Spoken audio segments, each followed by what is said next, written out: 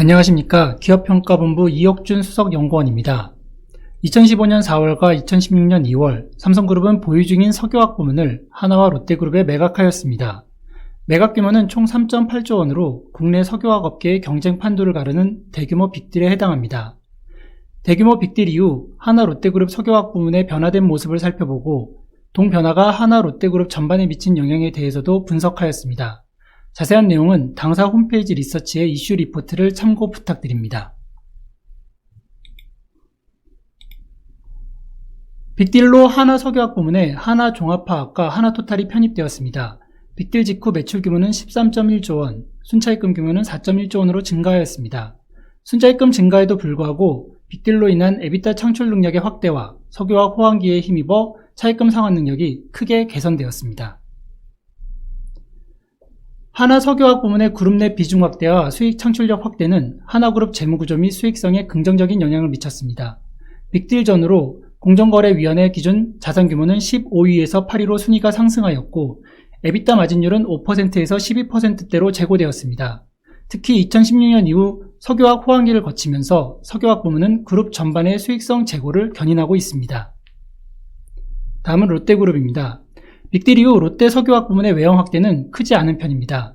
빅딜이 롯데 석유화학 부문에 갖는 의미는 규모의 확대보다는 다운스트림 정밀화학 제품군의 보강을 통한 다각화 수준 제고에 있는 것으로 판단됩니다.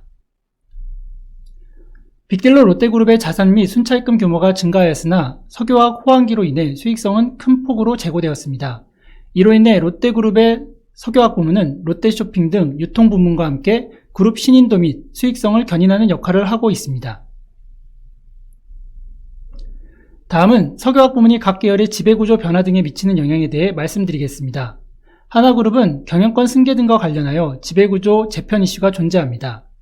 최근 하나그룹은 하나첨단소재와 하나큐셀코리아를, 하나솔라홀딩스와 하나큐셀을 합병하였습니다. 이 과정에서 하나케미칼은 합병에 필요한 자금을 지원하는 등 지배구조 재편 과정에서 핵심적인 역할을 하고 있습니다.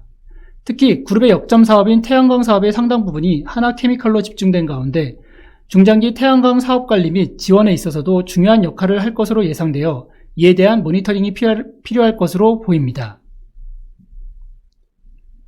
롯데그룹은 롯데지주를 중심으로 한 지배구조 정리 작업을 진행 중에 있습니다.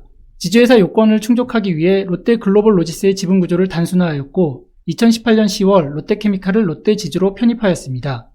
동 과정에서 롯데지주의 차입 부담이 증가한 가운데 향후 롯데케미칼의 우수한 현금 창출 능력이 계열의 지배구조 정리 과정에 어떠한 역할을 할지 모니터링이 필요합니다.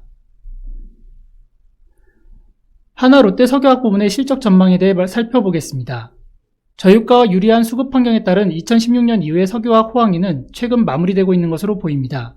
그리고 미국 ECC 신증설 효과, 중국 증설 효과 등을 감안할 때 주요 석유화학 제품의 불리한 수급 환경 전개가 예상됩니다.